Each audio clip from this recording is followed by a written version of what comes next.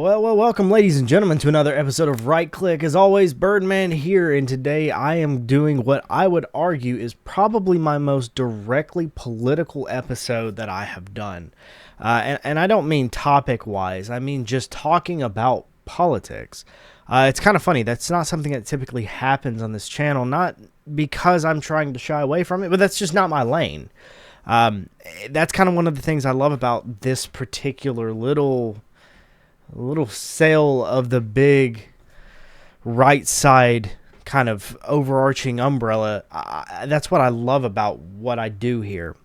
You know, we talk about technology, we talk about video games, obviously, we talk about pop culture, and it's funny when that all can kind of come together as one and also cross into the more stereotypical right side content that you love, like that you expect from like Phil Williams and the sort. And I love this because I find this to be such an endearing situation. So I'm talking about somebody named Marty O'Donnell. Marty O'Donnell is an interesting character. When I saw this, I was completely taken aback. This was posted today, actually. Today, time of recording this morning. 12 hours ago as of recording. Funnily enough. Anyways, I find this very interesting because his name is Marty O'Donnell, and I have heard his work for years. Actually, the majority of my life. Actually, my entire life, now that I think about it, and you'll see what I mean. So, Marty O'Donnell is a composer. He has a absolutely wild resume. Perfect example. I'm going to show you this real quick. Let me swap on over. Here's why this guy is such a big deal. So starting in 1997. However, Halo Combat Evolved, Halo 2, Halo 3, Halo 3 ODST, and Halo Reach are all his babies. Now, the big thing here is that he announced this today. You may know me as the guy who composed the score for Halo. Now I'm running for Congress to be a strong conservative voice for Nevada. And if you haven't seen this video, go check it out. He kind of does this animated pixel art kind of animated theme, and I very much appreciate it. That's not what this is about, but as a gamer, that's very on brand. Well done. Now, here's the thing. You look at this guy's career, and I'm just going to be honest with you. I have known about this guy, but I don't follow a lot of these people. One of the things that I learned early on, and a lot of the things a lot of the stuff that I care about, from games to movies to whatever it may be, is like you can appreciate the art, but if you cannot remove the artist and the art and the medium and all this, like if you can't channel things, you're going to be miserable. There's a lot of super talented people that are very inspirational in this field that have frankly detestable political ideology. And so I don't ever look into that kind of thing. It's just not what I do. I don't look into people's political leanings when it comes to things that I just passively enjoy. The way I look at it, I enjoy their work because it was well done. I can think of a lot of things like in Red Dead Redemption 2, some of the actors and voice actors, like I don't agree with them on a political basis, but that's not why I appreciate them in the first place. I think the same can be said about a whole heck of a lot of things. Now, with that being said, keep in mind, so this guy's 70 years old. And as it turns out, and I never knew this, he actually ran for the House as a Republican in the 3rd Congressional District in 2024, and he placed 4th in the Republican primary. Now, I'm not going to read his entire Wikipedia page. It is, as you can see, it is pretty long. Let me swap it over. It is pretty darn long. Now, I appreciate a lot of this, but I think what gets me most is that he has done a lot in the video game world. I mean, seriously, I showed you this a second ago, but from 1997 to 2019, that is an impressive resume. And when you throw things like these Halos in, Destiny, Gollum is not. We're not going to talk about Gollum. That game was horrific. Anyways, music was good, fair enough. But Oni, Myth 2, Riven, like this is not a small resume. This is not something to pass up. The dude worked at Bungie for 13 years. I find this incredibly interesting because how many times in the pop culture world and the actor or whatever composer, the Hollywood world, do you see people who are openly, quote unquote, conservative? You really don't see it much. I can think of maybe 2 off the top of my head. And as it says here, he's a self-described political conservative. And Bungie, the group he used to work with back in Halo, the developer for Halo and for Destiny, described him as the most right-leaning employee at the company. And as I mentioned, he announced that he was running in 2024, came in 4th. But here's where I believe that this gets very interesting. So I mentioned, yes, weird to see somebody in the video game world branch out just directly into politics. I actually think that's cool. I know this is a weird industry for bringing politics in. If you just Google this guy's name, you'll see a bunch of subreddits, which Reddit is just mouth breathers anyways. But you'll see a lot of hate on this guy just because he made Halo music and now he's a Nazi. And that's all the left's rhetoric is now. They have this guy is proof that the left has lost all cognitive ability. I'm just going to be honest. I'm tired, and I'm feeling a little salty, so I'm just going to be very blunt. You look at somebody like this, very storied past, in a good way. Like, the guy has done very cool things, very, very important things in the grand scheme of the gaming industry. Now, you go and look at the court of public opinion, and you see a bunch of leftist grifters that are trying to bash this guy, and it's vapid. It's extraordinarily vapid, and it's funny. I look at this and I see what Phil Williams has been doing on CNN lately, and I see those videos, I see those clips, and I watch it live, and I'm like, man, it's proof that from just an objective standpoint, the left has lost all ability to reason. I mean, entirely. And I look at this, I'm like, this guy did things that were inspirational to people that were younger than me, man. And I love this. And here's what I find so interesting. He actually spoke to the Nevada Independent. It's a media and paper company. GOP video game composer Marty O'Donnell announces, let me zoom this in for you, another run at Susie Lee's seat. The Halo composer, who came in 4th in the 2024 primary despite Lombardo's backing, says he will drop out if President Donald Trump endorses another candidate. Now, this is horrifically written. I mean, seriously, this is abysmal. I didn't know this came out in March, by the way. But this is horrifically written because this insinuates that if he doesn't get his way, he's taking his toys and leaving. It's not what's happening. Let's scroll here. Let's read this. Republican video game composer Marty O'Donnell has announced another campaign for Nevada's Congressional District 3 seat, with a caveat he'll drop out if he does not receive President Donald Trump's endorsement. O'Donnell ran in the crowded Republican primary for Congressional District 3 seat in 2024, but came in 4th with 21% of the vote. Tax analyst Drew Johnson ultimately won the primary, but lost to Representative Susie Lee, who's a Democrat, in the general election by 2.8 percentage points, even as Trump narrowly won the district. O'Donnell, who moved to Las Vegas in 2021, had the endorsement of Republican Governor Joe Lombardo and the funding to mount a campaign, loaning himself $500,000 during the primary. His entry announcement comes much earlier this cycle. He didn't enter the race until March 2024, giving him a longer window to campaign than the 3 months he had last time, which is crazy. That is a short gap. O'Donnell is pouring $1 million of his own money into the race, his campaign said Tuesday, in a In a Monday statement, O'Donnell said his priorities in Congress would be to secure the border, cut spending, and reduce the size of the federal government. He said Trump should get to quote-unquote pick his team for the 2026 midterms, and thus committed to exiting the race if Trump endorses another candidate.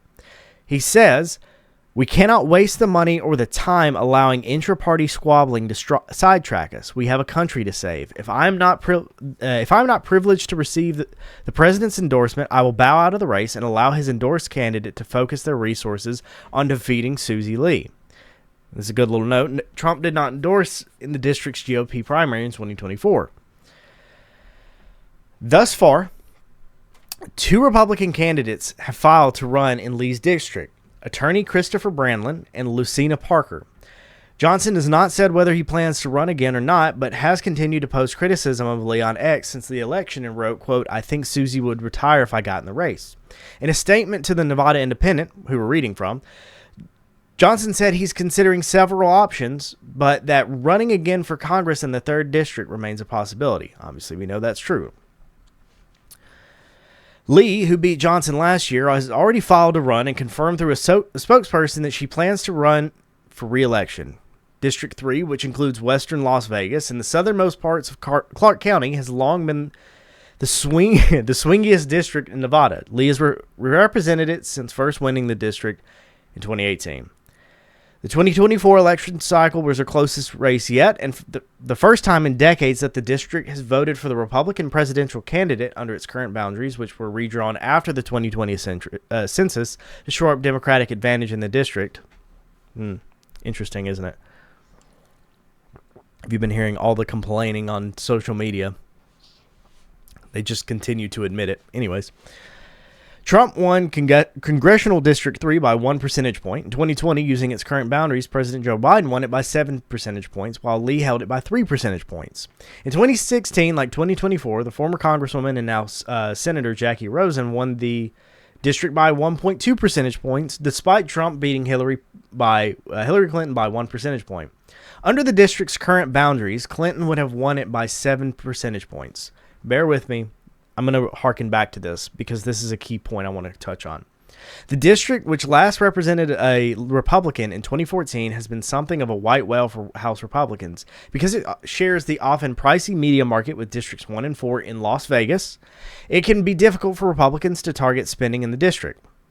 In addition, the 2021 redistricting by the Democrat-controlled legislature intentionally shored up Lee's district by moving voters in Henderson and Boulder City, which are typically more conservative, into Congressional District 1. The redistricting worked exactly as intended, and Indy analysis showed that Congressional District 3 swung nearly 5 percentage points towards Democrats in 2024 compared to the old district boundary. Lee is one of 13 House Republicans who won in districts carried by Trump in 2024, making her a target for House Republicans. The National Republican Congressional Committee and Congressional Leadership Fund, the House Republican-connected super PAC, did not spend against Lee in 2024 after dropping millions of dollars into a race in 2022. Well aware of the impact of the Democratic redistricting. All right, thank you for bearing with me. There's a reason I felt like it was necessary to read through this. 2 things that I really want to kind of hone in on. One of which, they are absolutely correct about the difficulties of Republicans in this area, especially when you look at something like Las Vegas. For him to break in, for Martin O'Donnell to break in and try to have a snowball's chance, this is a very, very steep uphill battle. And he's doubled his resources, and he is committed to the party rather than him trying to just stonewall himself in it. And I appreciate that. Now, I think that this is a very interesting mesh here. This is an independent news journalist. Okay, let's just I find this so funny. This article came out March 31st of this year. For the last 4 weeks, all I have heard, dear God, all I have heard from Democrats is all about the redistricting and whether or not the census and all this. Oh my God, shut up. It's so brain dead. This whole thing is so brain dead. All I hear is, well, Republicans are just trying to shore up their own stuff, and like the lack of critical thinking it takes to get there is mind-boggling. Anyways, this whole back half of the article just talks about how the Democrats have continuously reworked places like Las Vegas and its surrounding counties to shore up Democratic control. It's truly mind-boggling. This is a weird little mesh of things. One of which is the fact that the gaming industry is full-blown leaking into politics, and these guys are trying to do something for the country, having the gaming aspect as their background. I love that. Not only that, this is further proof that the current political climate is so back-asswards, just going to be honest with you, that we cannot have a legitimate or serious conversation about redistricting, about who the candidate is, about what the purpose is. None of it matters anymore. And it's mind-blowing to me that we're sitting here talking about somebody trying to run in a primarily Democrat-controlled area, and that for the last 4 years, these same groups have been manipulating the system just to retain power. Not for progress, but for power. I find this to be pathetic. If I can be blunt and frank with you, I find this to be pathetic. I find politics to be so pathetic sometimes. And as somebody whose lane is gaming and is to some degree pop culture and the technology, I find this, on one hand, on a just regular individual, I find this to just be disgusting. On the other hand, I find this to be a perfect encapsulation of the griminess of today's political climate.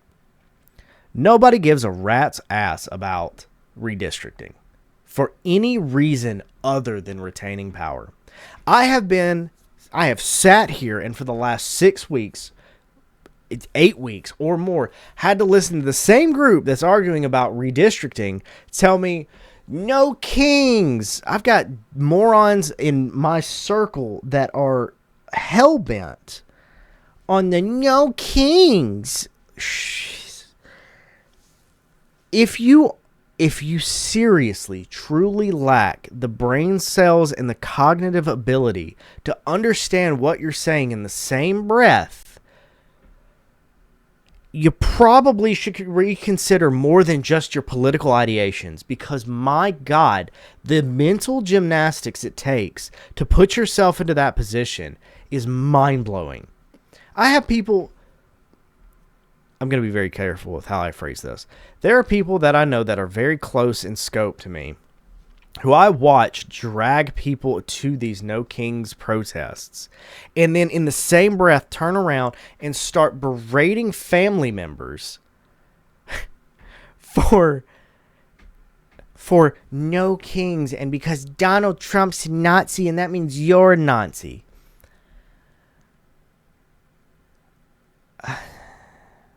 Is this really what we're hanging our hat on? This? Really? I don't even care if this comes off salty. I really, truly don't. Like, I really actually don't care. Because I'm so fed up and so sick of how politics has turned into a redistricting conversation. Where it's just this microcosm of garbage that's just their only intent is a power struggle. Absolute power corrupts absolutely. And if you can take that from a very micro point of view and just expand it, you see what we see today. Nobody can think critically anymore.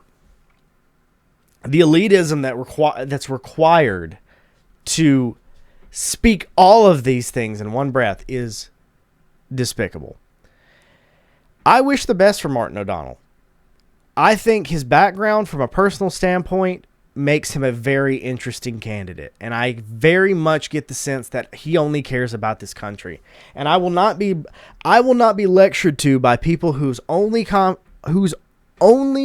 ability to argue is that he supports Israel and he's against LGBT and he likes borders. Shut up. Just shut up. It's so wildly incompetent. The conversation is so wildly incompetent. If you have nothing legitimate to stand on, shut up and get in your corner. At some point, Republicans are going to have to back their own in their own corner. I think Nevada's got a serious candidate for a congressional Republican candidate. But here we are.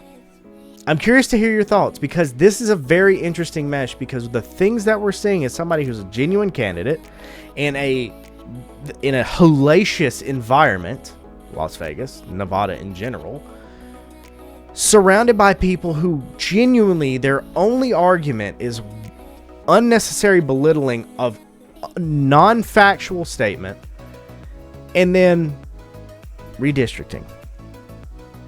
But no kings. Remember that. No kings. And everybody's a Nazi. Oh, I hate it here. What are we doing? What has politics become? Anyways, this is a weird amalgam of issues. Because people like Martin O'Donnell and people in the video game space can have a very serious impact on politics. But traditional politics continues to do what it does best, and it's corrupt. So maybe something will happen. Maybe he'll get the endorsement. And if he doesn't, maybe he'll still be able to lead things to a better future. I don't know. But I'm curious to hear your thoughts below, as always. I'm going to leave it on that one. Thank you all for watching. Make sure you go check us out everywhere else on rightsidemedia.org. As always, send us an email, byrdman@rightsidemedia.org. I'd love to hear from you. Drop stuff down in the comments because there's been a lot of contention going on around lately, and screw it. I want in. Anyways, that's all. That's all I got. Thank you all for watching Byrdman. I will see you all in the next one next week. Y'all have a good one.